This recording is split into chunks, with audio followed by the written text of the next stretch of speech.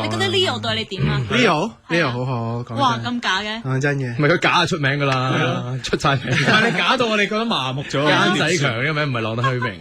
Leo 真係其實就其他人就唔係嘅，其實。喂，唔好講我啦。唉，算啦，唔講。講翻咁阿飛啦，咁送咗啲咩禮物俾你啫？啲 fans。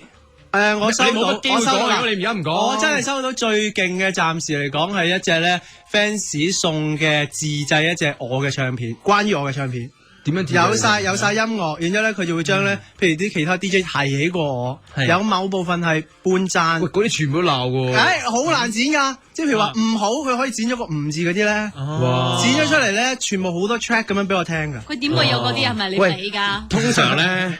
生日禮物啲 fans 係送得呢啲嘅咧，電車男點會仲係用呢個網上剪啲聲要送嘅碟俾你啫？好勁啊！如果係女仔送啲公仔啊、花啊、糖俾你啦，仲送啲自製 CDR。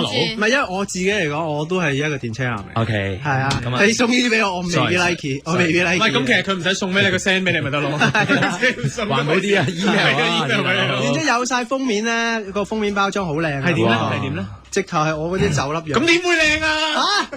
有用電腦 CG 執咗啲。OK。